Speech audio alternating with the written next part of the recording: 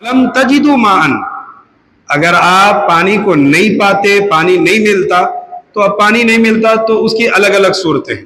پانی تو ملا لیکن آپ وضو کرنے کا آپ کے پاس وقت نہیں ہے، ٹرین میں ہے آپ، ٹرین میں پانی نہیں تھا، باہر نکل کے وضو کرے تو ٹرین نکل جاتی، کچھ بھی ایسے سفر میں ایک ہے، دوسرا پانی نہیں مل رہا، یا تیسرا یہ ہے کہ پانی اتنا مختصر ہے کہ اگر اس سے وضو کر لیں گے تو آگے پہنچنے تک پانی نہیں ملیں گا اور اس کی وجہ سے ہلاکت ہو جاتی۔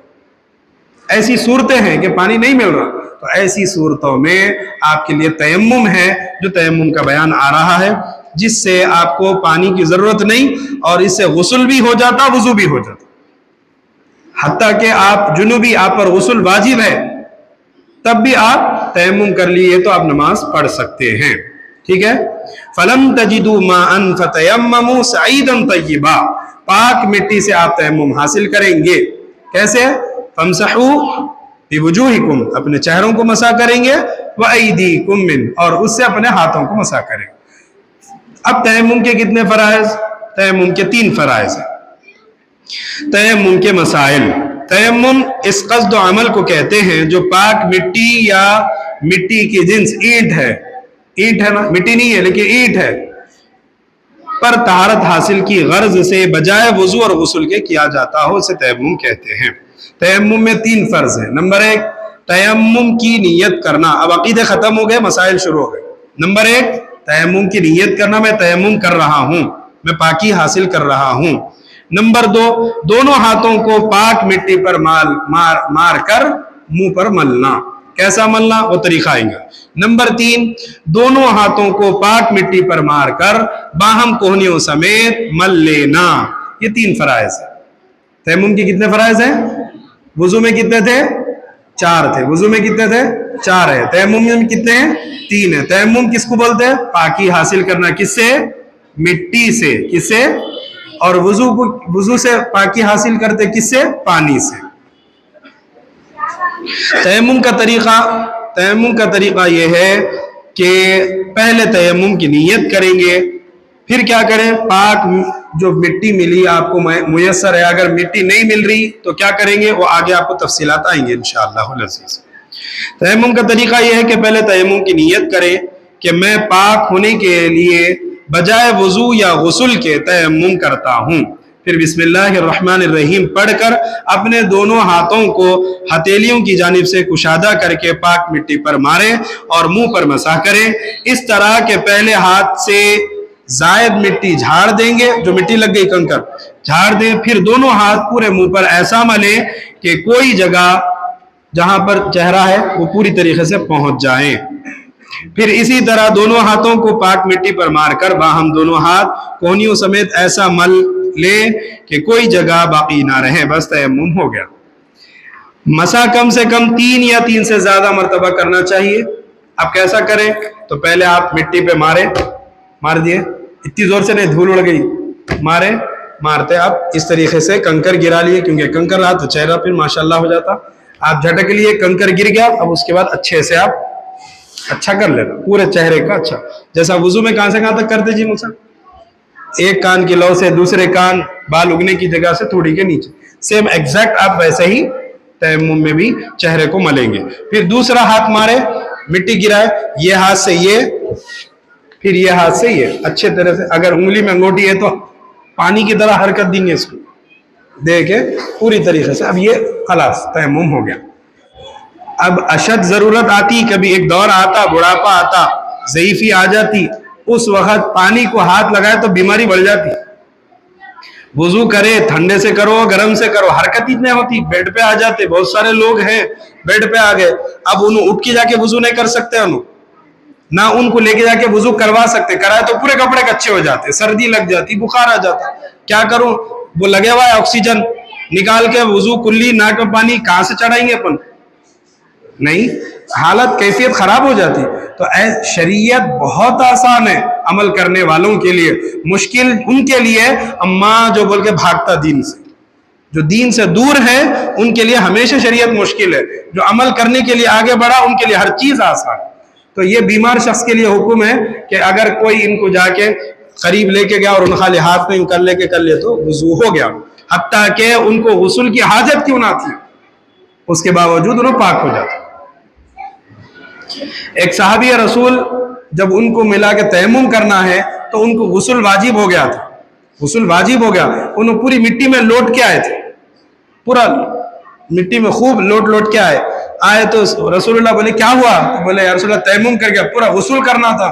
تو بولے یہ جو تمہیں طریقہ سکھایا قرآن سے، یہ طریقہ تمہارے غسل کے لیے بھی کافی ہے، تمہیں پورے جسم پہ مٹی ملنے کی ضرورت نہیں ہے۔ تو تیمم کیا ہے؟ یہ سہولت کے لیے، سہولت کے لیے۔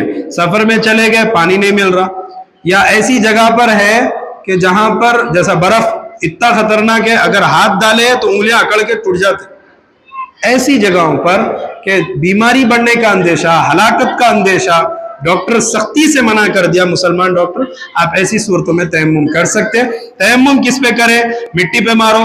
آج کل ماشاءاللہ مٹی کے پیک آتے تیمم کے لیے، معلوم، پاک مٹی کا تکیے کے جیسا آتا چھوٹا، اس پہ مارے تو دھول بھی نکلتی، تو آج کل آ گیا وہ بھی، اس پہ مارو۔ میرے نانی ایسے ہی کرا کرتے تھے، پاک ہے، زیادہ دن استعمال نہیں کرے، تھوڑے دن میں بدل لیے تو اچھا ہے، سہولت ہے وہ بھی، ٹھیک ہے۔ چلیے، مسح کم سے کم کتنے مرتبہ ہو؟ مسح کا مطلب سر کا مسح نہیں، مسح کا مطلب پوچھنا۔ مسح یمسح کے معنی کیا آتے ہیں؟ کسی چیز کو لگا کے ایسا مس کرنے کو مسح بولتے ہیں۔ اب مسح بار بار بولے تو 3 مرتبہ مسح، سر کا مسح نہیں ہے، مسح چہرے کا اور ہاتھوں کا تیمم میں۔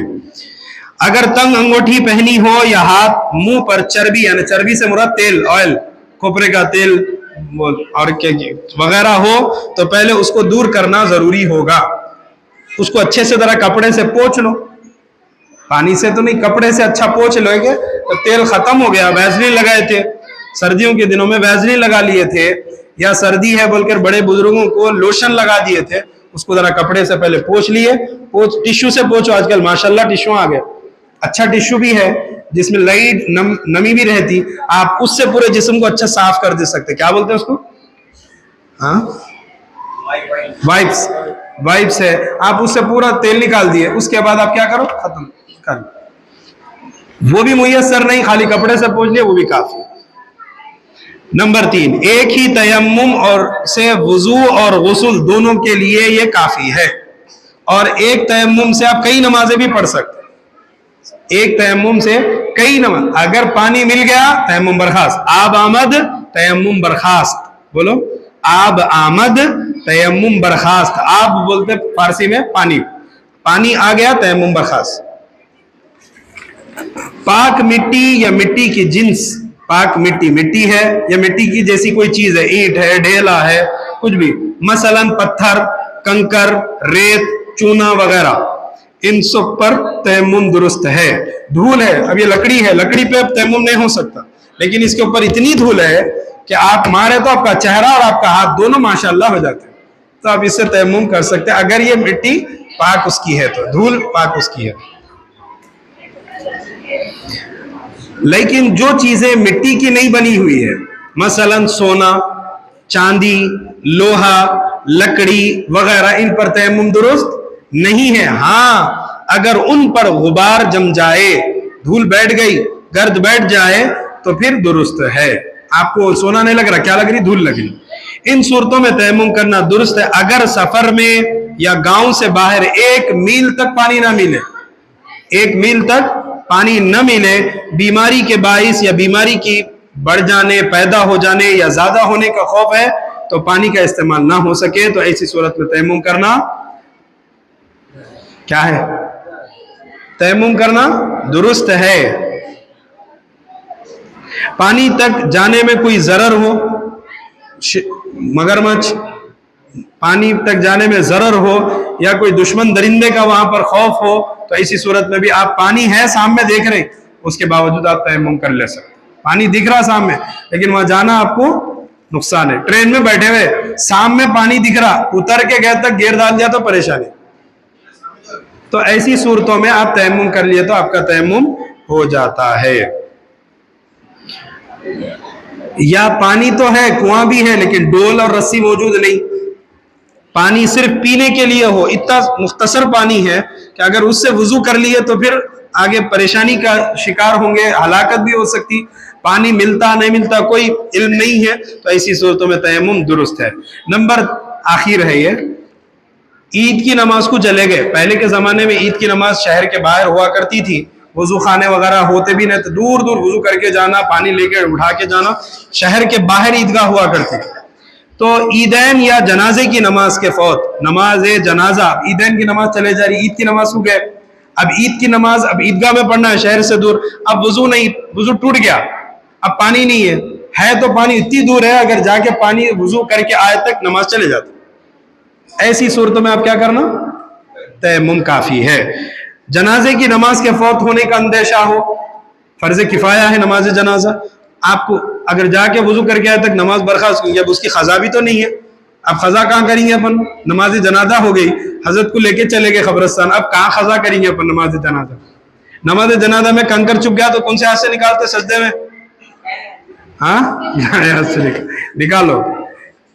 जिन चीजों से वजू टूटता है, जिन चीजों से वजू टूटता है उनसे वजू का तयम्मुम, और जिन चीजों से गुस्ल वाजिब होता है उनसे गुस्ल का तयम्मुम भी टूट जाता है। जिससे वजू टूट रहा उसी से तयम्मुम भी टूटता है, जिससे गुस्ल टूट रहा उसी से तयम्मुम भी टूट जाता है।